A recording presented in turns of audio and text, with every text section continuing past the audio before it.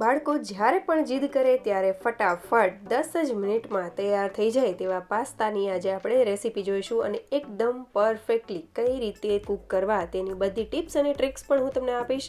આજે આપણે દેશી સ્ટાઇલમાં પાસ્તા બનાવવાના છીએ, તો જરૂરથી વિડીયોને એન્ડ સુધી જોતા રહેજો. આપ સૌને મારા જય શ્રી કૃષ્ણ. તો ચાલો શરૂ કરીએ આજની આ સુપર ઇઝી અને ટેસ્ટી દેશી સ્ટાઇલમાં મેક્રોની પાસ્તાની રેસીપી. તો સૌથી પહેલાં આપણે આ રીતનું લસણ લઈ લેશું અને તેમાં પાસ્તામાં ખાસ લસણનો ઉપયોગ થાય છે. તો આ રીતે મેં 4 કળી જેટલું લસણ લીધેલું છે અને આ રીતે તેને એકદમ બારીક એવું કટ કરી લીધેલું છે. તમે જોઈ શકો છો બારીક એવું કટ કરી લેશું. ત્યારબાદ ડુંગળીને લઈ લેશું. તો મેં અહીંયા 2 નાની એવી ડુંગળીઓ લીધેલી છે, તેને પણ એકદમ બારીક એવી સમારી લેશું. અને જો તમારે આ રીતે કટ ન કરવી હોય તો તમે જે ચોપર આવે છે તેમાં પણ એકદમ બારીક એવી સરસ એવી કટ કરી શકો છો. તમે જોઈ શકો છો એકદમ સરસ એવી મેં બારીક જ કરેલી છે, સરસ એવી લાગશે.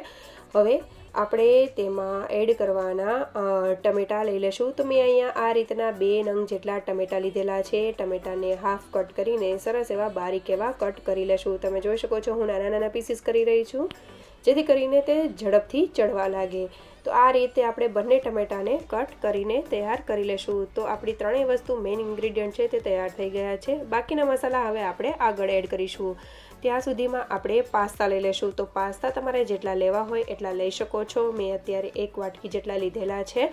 અને પાસ્તાને આપણે તેમાં પાણી એડ કરીને ધોવાના છે. પણ જ્યારે પણ આપણે પાસ્તા એડ કરવાના હોય કુકરમાં ત્યારે જ ધોવાના છે. તો હું તમને પહેલાં બતાવી રહી છું કે આ રીતે પાસ્તાને સરસ એવા ધોઈ લેવાના છે જ્યારે પણ આપણે કુકરમાં એડ કરીએ ત્યારે. તો હવે આપણે આગળની પ્રોસેસ સ્ટાર્ટ કરીશું. તો તેના માટે મેં અહીંયા કુકર લઈ લીધું છે. કુકરમાં આપણે થોડું એવું તેલ એડ કરી દઈશું. મેં લમસમ એડ કરેલું છે. ત્યારબાદ તેમાં આપણે તેલ આવી જાય એટલે લસણને એડ કરી દઈશું અને લસણને પણ સરસ એવું ચડવા માટે રાખી દઈશું. લસણને અહીંયા થોડું એવું ગોલ્ડન બ્રાઉન કલરનું અથવા તો જે તેના કરતાં થોડો એવો કલર આવી જાય એ રીતનું કરવાનું છે. તમે જોઈ શકો છો એકદમ સરસ એવો ગુલાબી કલર આવી ગયો છે. અને આ રીતે જો તમે લસણને થોડુંક બર્ન્ટ કરશો એટલે કે થોડુંક ડાર્ક કલર લઈ આવશો તો તેનાથી ટેસ્ટ બહુ સારો એવો આવશે. તમે એક વખત ટ્રાય કરજો, ટેસ્ટ બહુ સરસ એવો થઈ જશે. ત્યારબાદ તેમાં આપણે ડુંગળી એડ કરી દઈશું અને ડુંગળી સરસ એવી ટ્રાન્સપરન્ટ થવા આવે એટલે આપણે તેમાં મરચાંને એડ કરી દઈશું. અહીંયા તીખાશ તમને જેટલી જોઈએ એ રીતે તમે મરચાં એડ કરી શકો છો. મેં તીખા જ મરચાંને એડ કરેલા છે. ડુંગળી આપણી ટ્રાન્સપરન્ટ થઈ ગઈ છે. તો હવે આપણે તેમાં ટમેટાં જે કટ કરેલા છે તે એડ કરી દઈશું અને બધી વસ્તુને સરસ રીતે હવે મિક્સ કરી લેશું. અહીંયા આપણે ટમેટાને થોડા ગળવા દેવાના છે. તો આ રીતે સૌથી પહેલાં મિક્સ કરી લેશું અને તેને સરસ એવું ચડવા માટે રાખી દઈશું. ત્યાં સુધીમાં આપણે થોડા એવા ચડી જાય એટલે એના માટે આપણે મીઠું એડ કરી દઈશું, જેથી જલ્દી કરીને ટમેટાં સરસ એવા કૂક થવા લાગે. તો હવે મીઠું એડ કર્યા પછી આપણે મિક્સ કરી લેશું. અહીંયા તમે કાળા મરીનો પાવડર પણ એડ કરી શકો છો. ત્યારબાદ તેમાં આપણે મસાલાને એડ કરીશું. તો તમે જોઈ શકો છો ટમેટાં થોડા ગળવા લાગ્યા છે. હારે આપણે મસાલા એડ કરી દઈશું ને તો મસાલા પણ ચડવા લાગશે.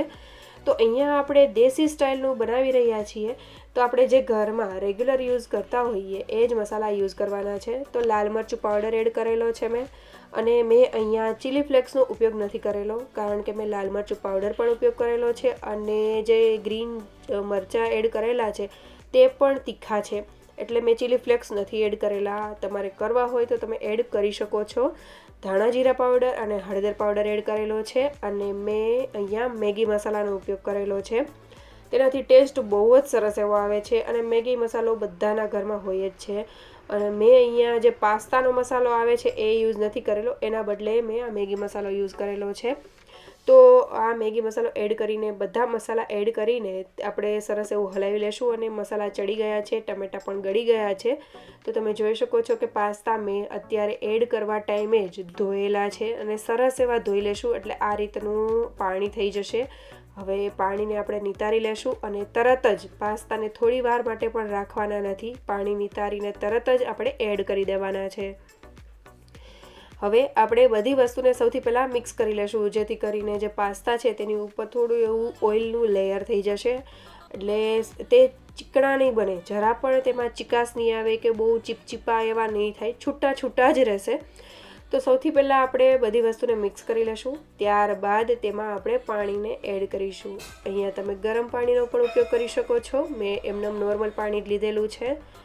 હવે અહીંયા આપણે પાણી કેટલું એડ કરવું તો જેથી કરીને પાસ્તા પરફેક્ટલી કૂક થાય અને એકદમ સરસ એવા છૂટા છૂટા જ રહે. તો તેના માટે તમે જોઈ શકો છો પાસ્તા ઉપરથી દેખાઈ રહ્યા છે. આ રીતના પાસ્તા ડૂબડૂબા રહે એ રીતનું આપણે પાણી એડ કરવાનું છે, વધારે પાણી એડ ન કરવું.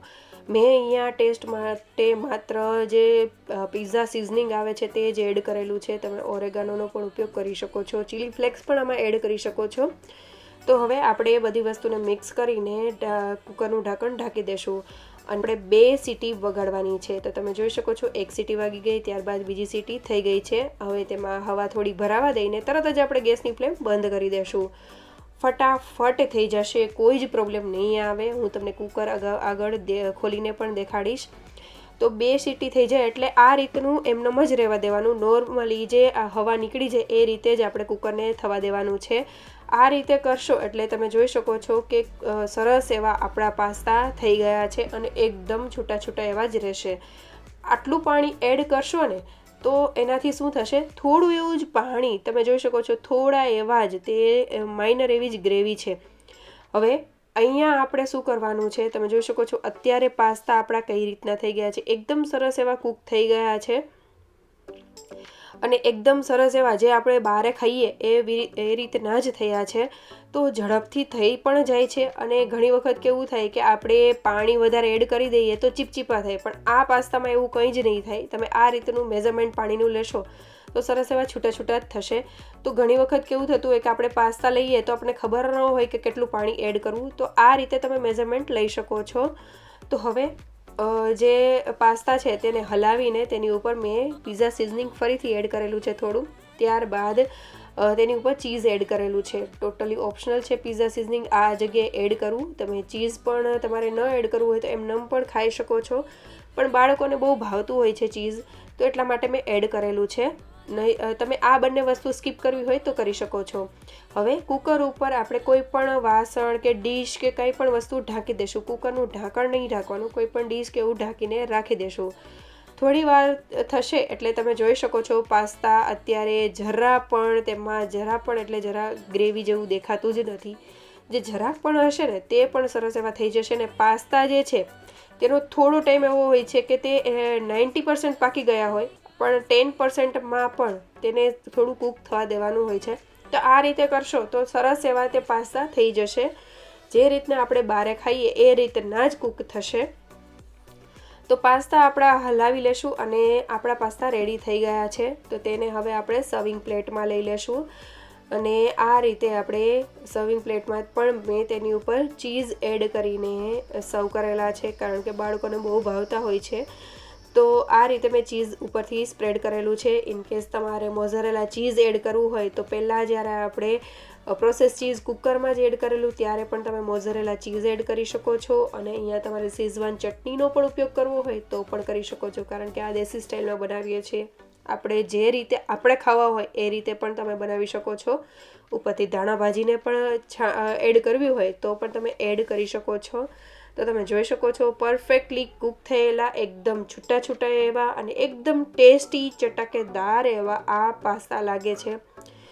અને જ્યારે પણ તમે ખાશો ને તો જે બન્ટ કરેલું એટલે કે જે લસણ જે હતું તેનો ટેસ્ટ બહુ સારો એવો આવશે. તમે જરૂરથી આ રીતનું એક વખત બનાવજો અને મને કમેન્ટ જરૂરથી કરજો કે તમને મારી આજની આ ઇઝી રેસીપી કેવી લાગી. તમારી કમેન્ટથી મને મોટિવેશન મળશે. અને જો તમને મારી રેસીપી સારી લાગતી હોય તો લાઇક, શેર અને સબસ્ક્રાઈબ કરજો. અને બાજુમાં આપેલી ઘંટી દબાવવાનું ભૂલી ન જતા જરૂરથી દબાવી દેજો, જેથી કરીને નવા વિડીયો જ્યારે આવે ત્યારે નોટિફિકેશન સૌથી પહેલાં તમને મળે. Thank you for watching.